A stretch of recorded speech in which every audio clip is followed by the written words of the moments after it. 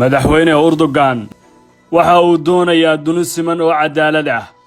waxaana uu raadinayaa in golaha ammaanka ee jamciyadda quruumaha ka dhaxaysa la furo lagana saaro 5 dawladood oo kaliya oo laga ballaariyo buugga cusub ee madaxweynaha Turkigu soo saaray ee ciwaankiisu yahay Daha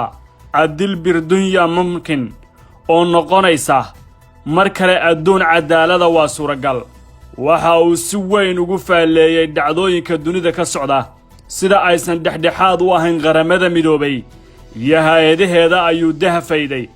diiradda wuxuu saarayaa dhowr jiha oo muhiim ah buuggan cutubyadiisu madaxweyne Erdogan waxa uu hoosta ka xariiqay in sinaan la'aanta awoodda siyaasadeed iyo dhaqaale ee dunidu ay burburayso kadibna nidaam cusub oo caalami ah abuurmi doono kaas oo uu sheegay in hadda jidkiisa la hayo waxa uu Erdogan ina leeyahay waa suuragal waana bilow waliba dhamaadka laga yaabay inuu ku sii dhawaanayo in duni siman la helo kuwa awoodda weyn dhulka la geliyo Erdogan waxa uu sheegay in Turkigu uu markan foogan yahay tareenka isbeddelkana uu ka fariisan doono booskiisa saxda ah Ankarana ay safka hore uga galayso sidii ay u noqon lahayd cidda wax ka dhisaysa nidaamka cusub ee caalamiga ah taasoo horseedka duni cusub oo siman Erdogan waxa uu buugga uu qoray uu ku sifeeyay in qaab dhismeedka golaha ammaanka ee qaramada midoobay uu yahay mid ka mid ah sababaha ugu waaweyn ee cadaalad darrada ee dunida ka jira 5 wadan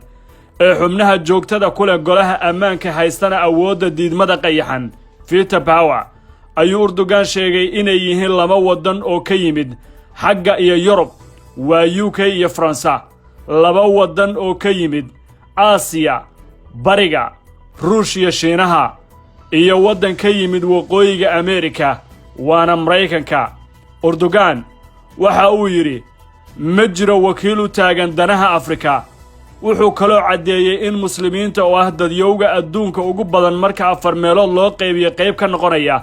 aysan golaha ammaanka ku lahayn wakiilo ku matala sadarada ku xardhan buuggan Erdogan waxa uu ku sifeynayaa inay doonayaan in qaramada midoobay iyo golaheeda amniga laga sameeyo dib u habayn ballaaran oo baahsan cadaalad ah waxaana uu yiri waxa aan doonaynaa in golaha ammaanka dib u habayn lagu sameeyo oo loogu sameeyo hab cadaalad ah oo matali kara qaarada kala duwan caqiidooyin qowmiyado iyo dhaqamo kala duwan kala haysta in allaala iyo intii suuragal ah taas waxa ay tahay wadada saxda ee dunida oo dhan ay doonayso laakiin iyaga reer galbeedkii ma doonayaan taas yoolkoodu waa inay awoodda oo dhan iyagu haystaan halkaana ay xoogga saaraan in dib loo eego dhismaha qaramada midoobay iyo golaha ammaanka ee jamciyadda quruumaha ka dhaxaysa ayuu madaxweyne Erdogan ka dhigay inay soo aftari karto aafada cadaalad la'aanta ee dunida ka jirta waxa uu sheegay in golaha ammaanka qaramada midoobay ay horseed u yihiin fawdo xasilooni darro iyo dhibaatada dunida oo dhan dunidu 5 wadan way ka weyn tahay ayaa ah cutubka weyn ee buuggan kaga hadlaya arrimaha 5 dawladood ee leh codka diidmada qayaxan ee kala Shiinaha France Ruushka UK iyo Mareykanka ayna tahayba in la tirtiro tiradaas oo dhan Ankara wuxuu sheegay inaysan aqbali doonin gole ammaan oo kooban kana shaqeeya danaha shakhsiyaad iyo kooxo gaar ah madaxweyne Erdogan waxa uu ku soo afjaray hadalkiisa waxaan fagaare iyo goob kasta oo aan isku imaatina ka taagi doonaa kana hadli doonaa sidii adduunyada cadaalad loogu heli lahaa si gaar ah walaalaheena Falastiin oo gumaysi dul saaran yahay lama sii aqbali karo waxaas mana yeelayno annaga Turkiga taas ayuu ku gabagabeeyay hadalkiisa madaxweynaha Turkiga ma jeceshahay inaad barato quraanka kariimka ah iyo culumta shariicada ugu kaalay markaska